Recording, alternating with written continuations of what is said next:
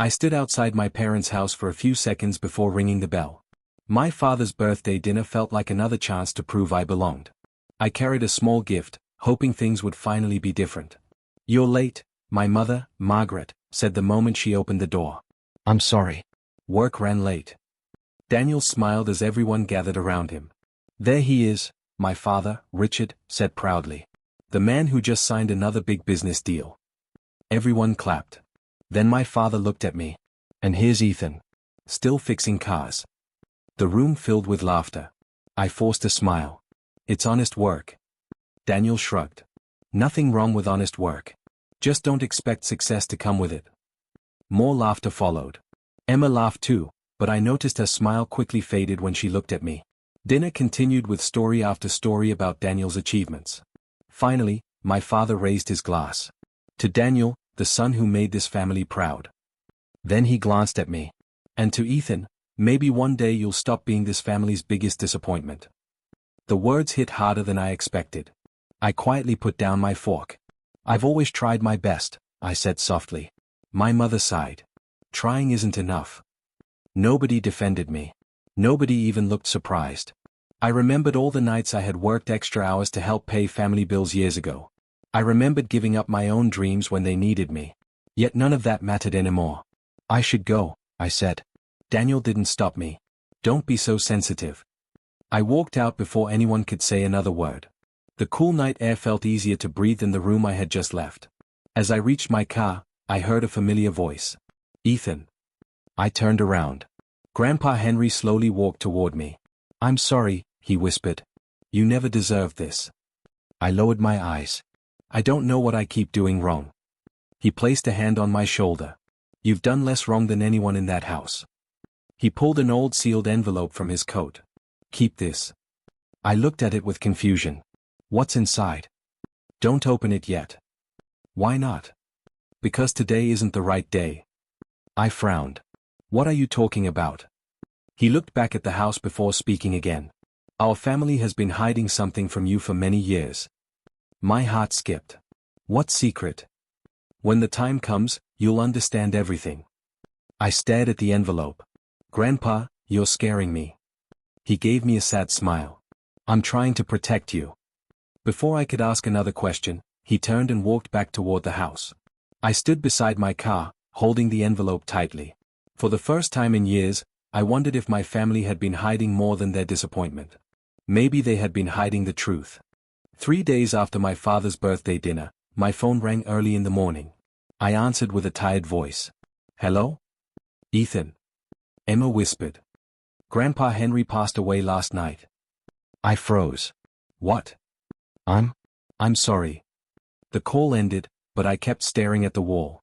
Grandpa had been the only person who ever believed in me. At the funeral, everyone wore black, but their tears didn't feel the same as mine. My father stood silently beside the coffin. Daniel greeted business partners instead of comforting family. My mother barely looked at me. As people offered their condolences, a woman walked toward me. "Ethan?" I looked up. "Olivia." She smiled sadly. "It's been years." "It has. I came back as soon as I heard about your grandfather. I didn't expect to see you here. He was always kind to me." For the first time that day, I didn't feel completely alone. While we talked, I noticed Victor Lewis standing across the cemetery. He watched us for several seconds before quietly walking away. "Who's that?" Olivia asked. "My father's business partner.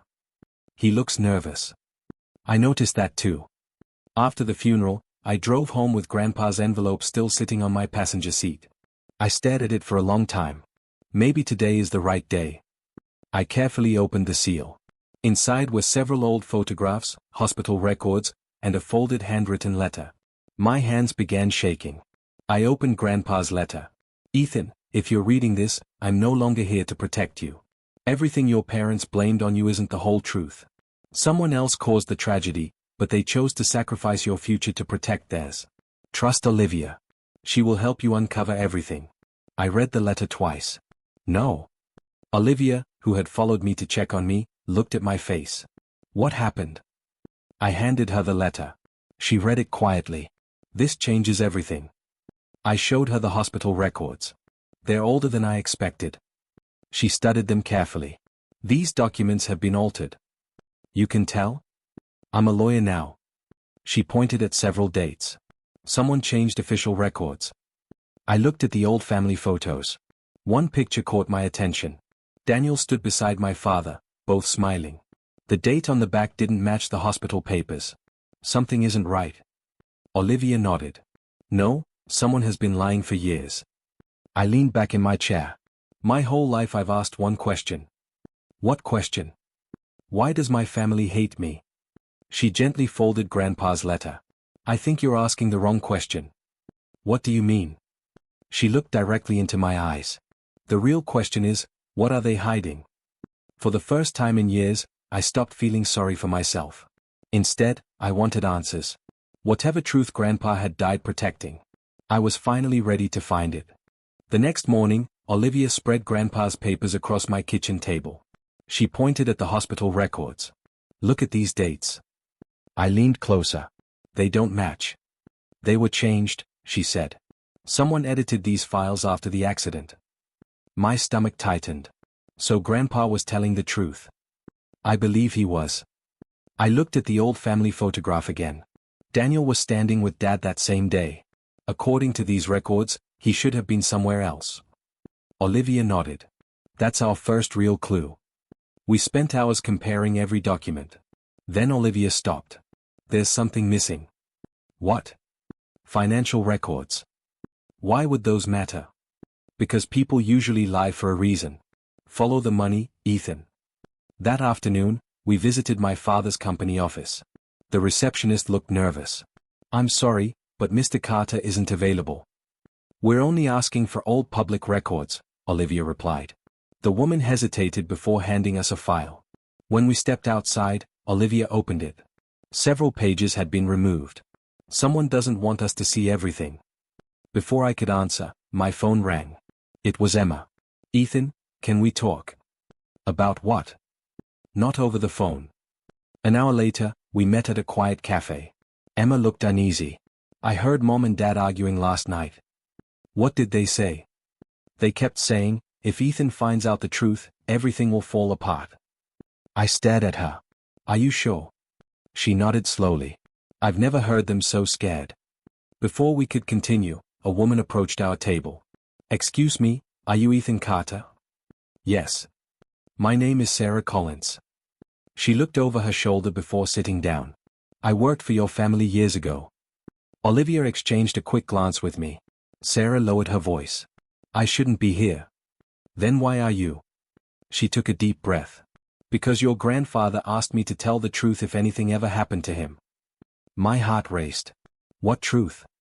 I heard your parents arguing the night of the accident. What did they say? They weren't blaming you. I froze. They were protecting someone else. Who? Sarah's eyes filled with fear. I didn't hear the name, but I heard your father say, we can't let Daniel lose his future. Silence filled the table. Emma slowly shook her head. No, that's impossible. Sarah looked at me. I'm sorry I stayed silent. You were afraid. Yes. I nodded. I don't blame you. Just then my phone buzzed again. Daniel. I answered. What do you want? His voice was cold. Stop asking questions. Why? Because you're digging into things that don't concern you. They concern my life. You'll regret this. He ended the call. Olivia looked at me. That wasn't a warning. No. It was a threat. I looked at Grandpa's letter inside my pocket. 4 years, they had called me the family's biggest disappointment. Now I finally understood why. Someone had turned me into the perfect scapegoat. And I was done carrying their lies. No matter how painful the truth became. I was going to expose every single one of them. I couldn't sleep after Daniel's phone call. His warning echoed in my head. You'll regret this. I sat in my apartment staring at Grandpa's letter when Olivia knocked on my door. You look exhausted, she said. I keep thinking about everything they did. She sat across from me. What are you thinking? I want them to feel what I felt. She stayed quiet. I want everyone to know what kind of family they really are. Olivia nodded. That's understandable. I want Daniel to lose everything. She looked me in the eyes. Ethan, There's a difference between justice and revenge. I sighed. Right now, I don't know the difference. She placed the file of evidence on the table.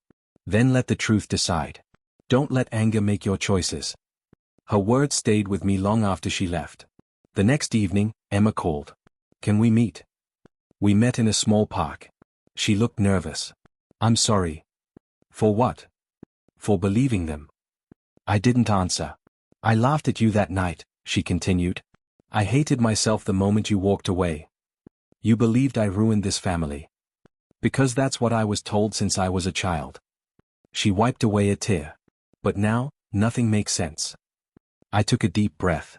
What do you want from me? I want to help. I looked at her carefully. Why should I trust you? Because I don't want to live another day believing a lie. For the first time in years, I believed she meant it. A few days later, Victor Lewis finally agreed to meet us. He looked older than I remembered. I should have spoken years ago, he admitted. Then start now, Olivia said. Victor lowered his head. Your father made a terrible choice. What choice? He decided protecting Daniel was more important than protecting you. I felt my chest tighten. So he knew? Victor nodded slowly. He knew exactly what happened. Why didn't you stop him? I was weak. Silence filled the room. Victor finally looked at me. I've regretted it every day. As we left, Emma whispered, I can't believe Dad did this. I can. She looked at me sadly. I wish I couldn't. That night I stood outside my parents' house. I imagined walking inside. I imagined throwing every document onto the table. I imagined watching them panic. Part of me wanted revenge. Another part remembered Grandpa. He had never taught me to hate. He had taught me to stand for what was right. I closed my eyes. I'm not doing this to destroy them, I whispered to myself. I'm doing this because the truth deserves to be heard. When I opened my eyes again, my anger felt lighter. The pain was still there. The betrayal was still there. But my decision was finally clear. I wouldn't lie. I wouldn't manipulate anyone. I would reveal every fact exactly as it happened. If my family fell apart afterward, it would be because of their choices, not mine. With that promise in my heart, I picked up my phone and called Olivia. I'm ready. She answered immediately. Ready for what? To tell the truth. She smiled through the phone. Then let's finish what your grandfather started. A week later, Olivia called me. Ethan, it's happening. What is? The authorities have officially opened an investigation. I took a deep breath. So there's no turning back. No. For a moment, neither of us spoke. Then she said, Are you ready? I have to be. The investigation moved faster than I expected. Detectives questioned my father about old business records. Financial documents were taken from his office.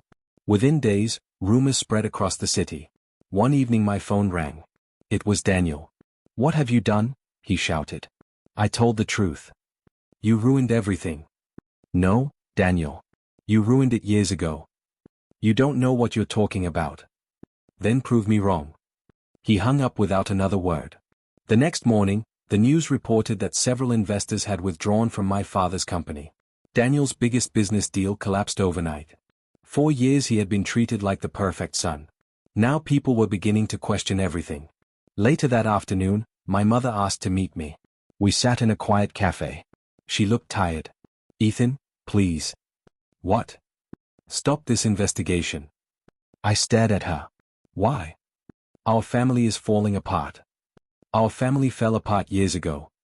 She reached for my hand, but I pulled it away. We can fix this. No, Mom. We could have fixed it if someone had told the truth. Tears filled her eyes. You don't understand. Then help me understand. She lowered her head. I can't. Or you won't. She couldn't answer. I stood up.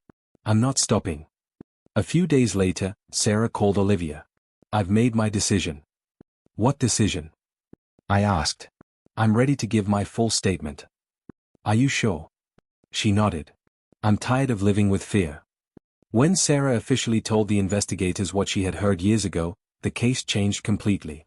The lies were no longer protected. Emma also made a choice. During a family meeting she stood beside me.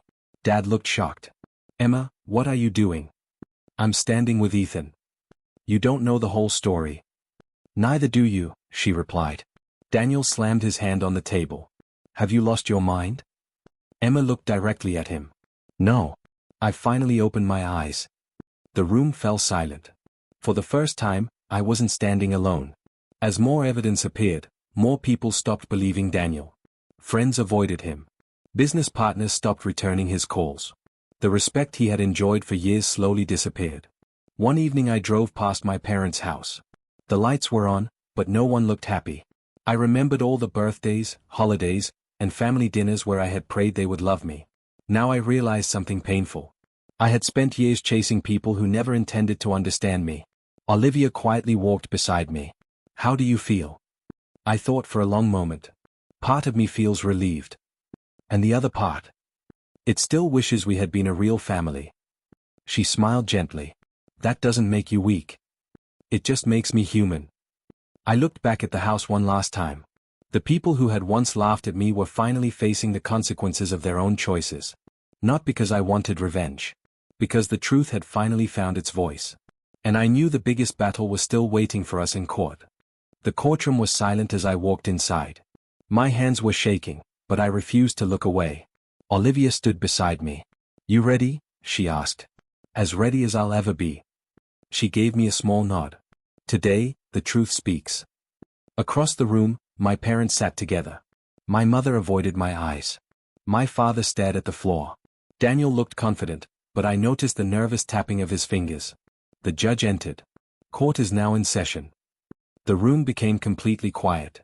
Olivia stood first. Your Honor, today we will present evidence hidden for years. She held up Grandpa Henry's envelope. This letter was written before Mr. Henry Carter's death.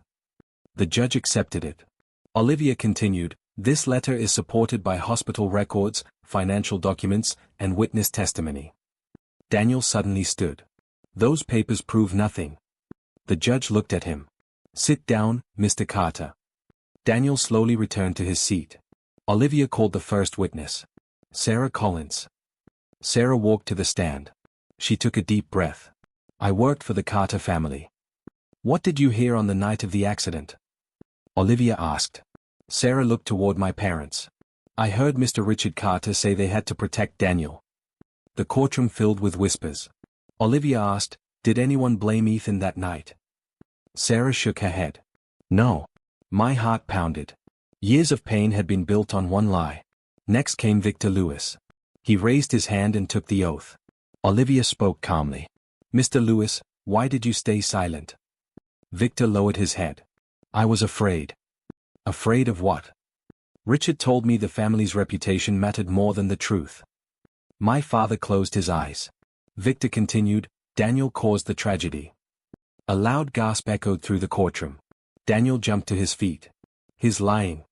Victor looked directly at him. No, Daniel. You can't prove it. Olivia smiled. I can. She placed several documents before the judge.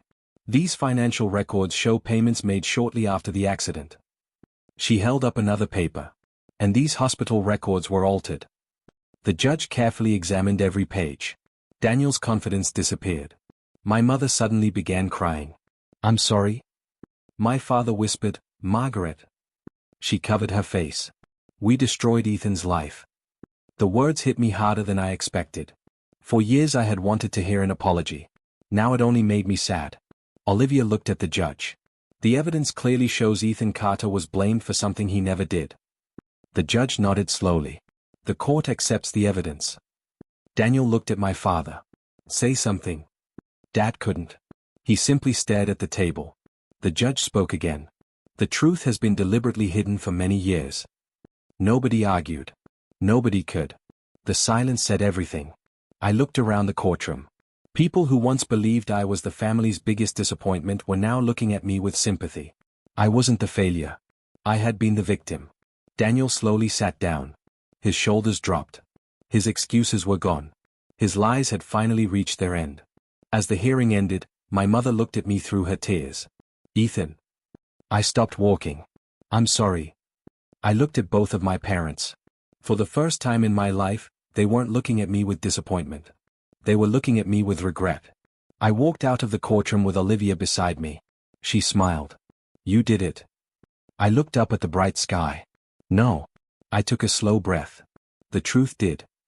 The trial was over, but the silence it left behind felt heavier than the courtroom itself. As I walked down the courthouse steps, I heard someone call my name. Ethan, please wait. I turned around. My mother was running toward me. Tears streamed down her face. Please, just give me a minute. I didn't answer. She stopped a few feet away. I was wrong. I looked at her quietly. I know. No, you don't understand. Then explain. She wiped her eyes. I believed protecting Daniel was the only way to keep our family together. I shook my head. And instead, you destroyed it. She couldn't argue. Every word was true. A moment later, my father walked over. He looked years older than he had only weeks before. Ethan, he said softly, I failed you. I waited. I should have been your father. You were. But not the father you deserved. Those words hurt more than the insults he had thrown at me for years. He lowered his head. I chose reputation over my own son.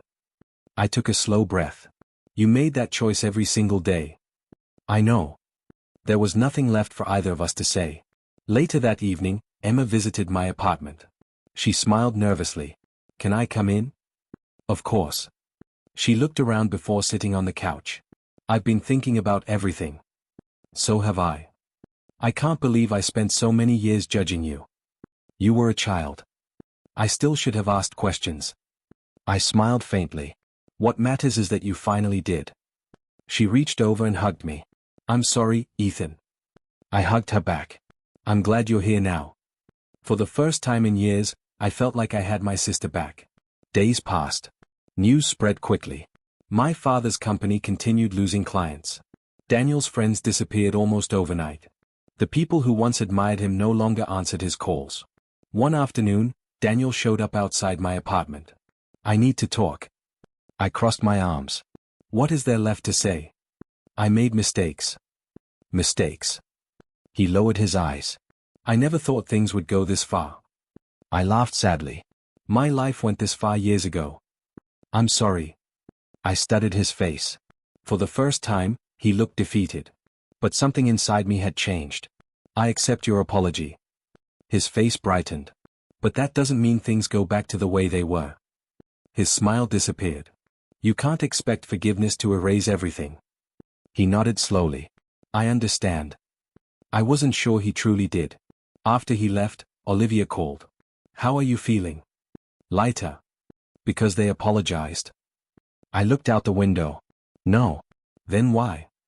Because I finally stopped waiting for them to tell me I was enough. She smiled. You always were.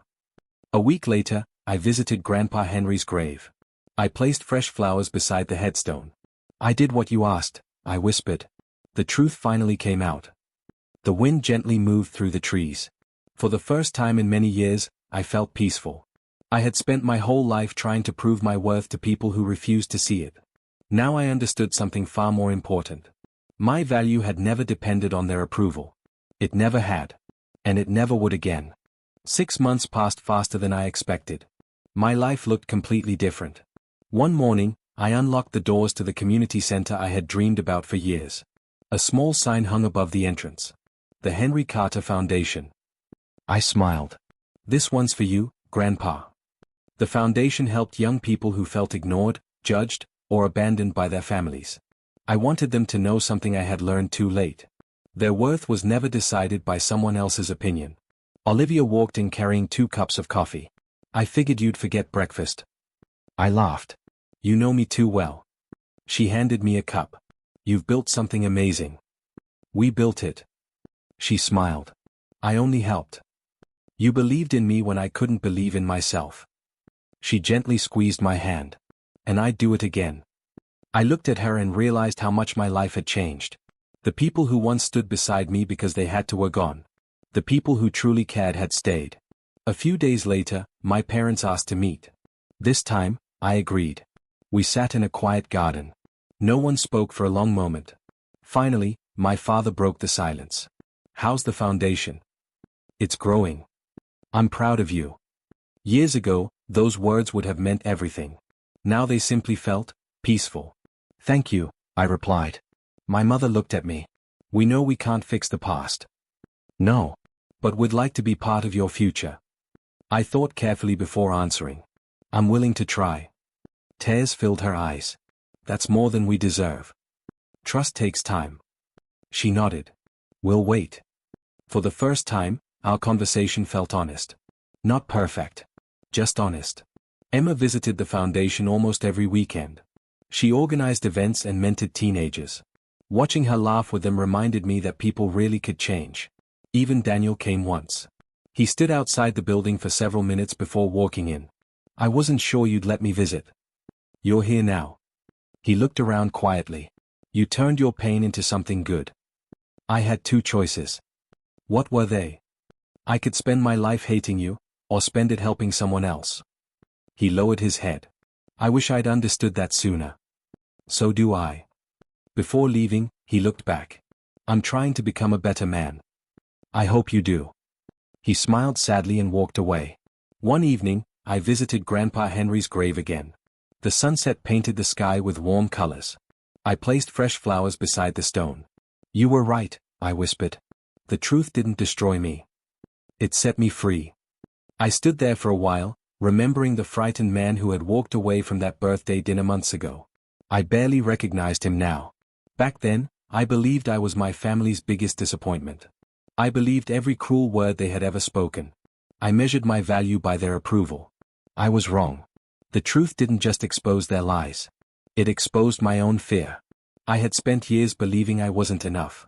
Now I finally understood. I had always been enough. The problem was never who I was. The problem was the lies I had been forced to carry. As I walked away from Grandpa's grave, I didn't feel anger. I didn't feel revenge. I felt freedom.